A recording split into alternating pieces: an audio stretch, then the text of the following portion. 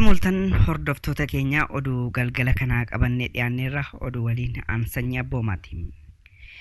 Yakka uummata Oromoo irratti maalna dhibdeedhaan raawwatamaa jiru addi bilisummaa Oromoo balaaleffate. ABO'n ijoo dubbii muddee 3/2022 baaseen akka jedhetti mootummaan paartii Bilxiginnaa uummata nagaa irratti haleellaa xiyyaaraa fi lafoon dhumaatii dhaqqabsiisaa akka jiru ibsuun maalna dhibdeen yakkii uummata fayyaaleeyyii irratti raawwatamaa jiru akkaan suukanneessaa ta'uu addeessee jira. Duula maqaa waraana bilisummaa Oromoo balleessuu jedhuun walakkaa ji'a onkoloolessa irraa jalqabee Oromiyaa godinoota adda keessatti gaggeeffamaa jiruun addatti ammoo lola godina Wallaggaa fi Shaggar keessatti taasifamaa jiruun lammiileen nagaan haala suukanneessaan ajjeefamaa jiraachuu fi qabeenyaan uummataa barbadaa'aa jiraachuu ibseera. Har'as uummanni siviiliin dafqee jiraatu hojii isaa malee hidhannoo waraanaa hin qabne manaa fi ooyiruu isaa keessatti bakka waaqeffannaatti iddoo walgahitti manneen barnootaaf kan kana fakkaatan keessatti bombii samiirraa itti roobsamuun dhibbootaan dhumataa jiraachuu ibsee jira. Muddee 2022 giddu galeessa Oromiyaa godina Kaaba Shaggar Salaalee onoota warra Jaarsoo fi Kuyyuu keessatti xiyyaaronni waraanaa sirna mootummaa Bilxiginnaa waraana bilisummaa Oromoo rukutuu kan jedhuun irra deddeebiidhaan qe'ee uummataa keessatti haleellaa raawwataniin uummanni siviiliin dhibbootaan lakkaa'amu ajjeefamuu fi hedduun madaa'uun ibsame. Onaa warra Jaarsoo magaalaa xiqqoo baadiyyaa keessatti argamtu Faajjii Ejersaa jedhamtu irratti haleellaa xiyyaaraa raawwatameen lammiileen nagaan 80 ol ta'an akka ajjeefaman ABO'n addeesseera. Kanneen bombii xayyaara mootummaa Bilxiginnaan dhumatan kunneen uummata nagaa hojjetatuu fi manaa ba'ee qonnaan bultoota barattoota mana barumsaa galaa turanii fi kanneen mana boo'ichaa deemaa turan akka ta'an beekuun danda'ameera. Haleellaa kanaan kanneen madaa'anii qaama hir'atanis lakkoofsaan baay'ee ta'uun ibsameera. Walumaa galatti golgaa waraana bilisummaa Oromoo balleessuu jedhuun mootummaan federaalaa paartii Bilxiginnaan durfamu uummata nagaa qe'ee isaa keessatti xayyaaraa lolaa fi waraana humna lafoon fixaa jiraachuu addi bilisummaa Oromoo ibseera. ABO'n akkuma armaan dura ammas gochaa kana jabeessee akka balaaleffatuu fi uummatas akka hubachiisu ijoo dubbii kanaan addeessee jira.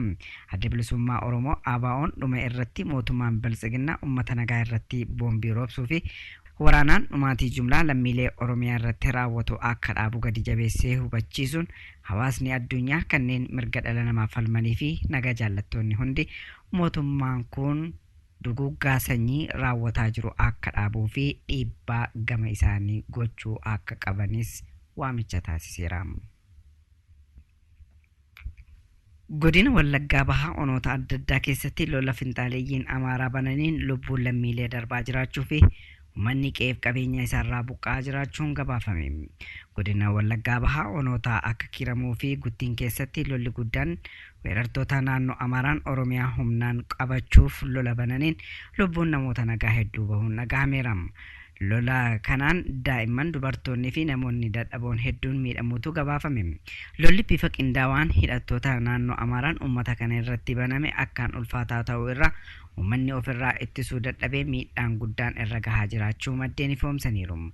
Akka odeessa uummata irraa bahaa jirutti humni addaa naannoo Oromiyaa kanneen aantummaa lammii isaanii qaban uummata waliin wareegama guddaa baasanii diina kana fuuldura dhaabbataa akka jiranis ibsameera. Lolli lafa babal'ifannaa finxaaleeyyii naannoo Amaaraa mootummaa naannoo saniitiin deeggaramu godina Wallaggaa Bahaa fi Horroo Guduruutiin ala godina Shawaa Bahaa onoota Booset keessattis geggeeffamaa akka jiru maddeen keenya uummata naannichaa wabeeffachuun gabaasaniiru. Uummanni Oromoo diina daangaa isaa weeraruuf of qindeessee dhufe kana dura dhaabbate yoo kan hin falmanne ta'e gara fuulduraatti miidhaan hammaataan uumamuu akka malutu himamaa jira. Barattoonni Yuunivarsiitii Haramayaa mooraa guddichaa hiriira bahuun ajjeechaa jumlaa uummata nagaa irratti raawwatamaa jiru balaaleffatan. Barattoonni mooraa guddicha Yuunivarsiitii Haramayaa muddee 3/2022 hiriira bahuun ajjeechaa suukanneessaa mootummaan humna waraanaa lafoo fi humna qilleensaan lammiilee nagaa irratti banuun lubbuu namoota nagaa hedduu baasaa jiru mormanii jiru. Wayita diinni Oromoo birmadummaa Oromiyaa sarbee daangaa Oromiyaa cabsee babal'ifannaa lafaaf uummata keenya fixaa jiru kanatti mootummaan ammoo waraana humna qilleensaa fi lafoon lolli inni uummata nagaa irratti geggeessaa jiru akka yaaddessaa ta'uu ibsanii uummanni Oromoo sagalee walii ta'uun mootummaa kana dura dhaabbachuu akka qabu waamicha dabarfatanii jiru. Hordoftoota keenya oduun keenya ammas akkuma itti fufetti jira. Baqattoonni Oromoo biyya Yemen magaalaa Aden keessa jiraatan ibidda humnoonni mootummaa biyyattii qabsiisanii miidhamuun dhaga'ame. Akka maddeen gabaasaa jiranitti balaa ibiddaa mudate kanaan lubbuun namoota 5 darbuu fi kanneen miidhamanis jiraachuu akkasumas manneen 400 ol waan isaan qaban wajjin barbadeeffamuutu ibsame.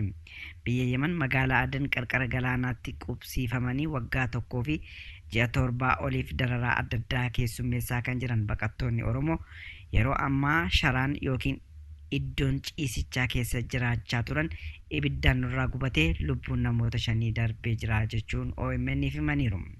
Kanneen OMN'if yaada laatan ibiddi Sadaasa 30/2022 qarqara galaana Aden iddoo baqattoonni magaalaa sanaa irraa buqqifaman qubsiifamanitti qabsiifame lubbuu namoota dabarsuun alatti manneen 400 ol gahan barbadeessuu addeesseera. Haleellaa hidhattoonni gama naannoo Amaaraatii daangaa ce'anii dhufaniin uummata nagaa godina Horroo Guduruu fi Wallaggaa Bahaatti baname hammachuun hawaasa onoota 3 keessa jiran guutummaa guutuutti qe'ee isaaniirraa buqqisuun dhaga'ame.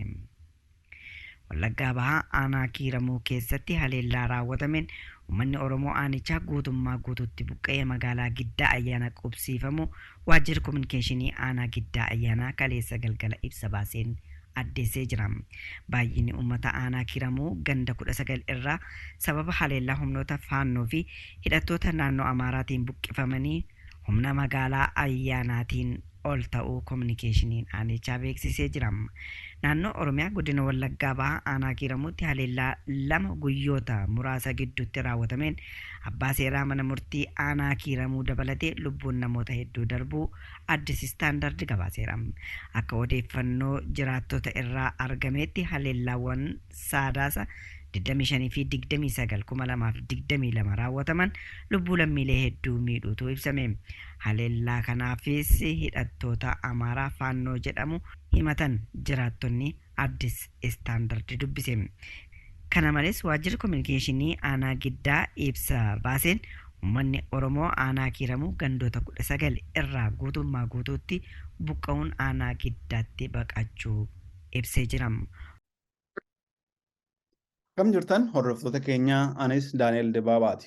Oduu biraan Finfinnee News Network ga'e akka mul'isutti lammiileen Oromoo waggoota muraasa fuulduraa naannoo Sumaalee irraa buqqa'uudhaan naannawaa Finfinnee kan akka Duukam qubatanii jiran mootummaan abbaa irree aangoorra jiru kun dararaan gahaa jira jechuun Finfinnee News Networkitti gabaasaa jiran.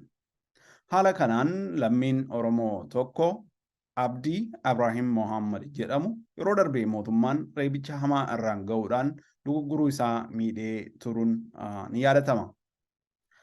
Mootummaan ammas itti deebi'uudhaan mana Abdii Ibrahim Mohammaditti humna isaa erguudhaan guyyaa 3 erga marsee buleen booddee mana Abdii Ibrahim sakatta'uudhaan Abdiin uffata alaabaa qabsoo bilisummaa Oromoo qabu uffatee waan tureef ati shaneedha jechuudhaan fuudhanii mana poolisii Duukam jirutti hidhanii jiraachuun dhaga'amee jira.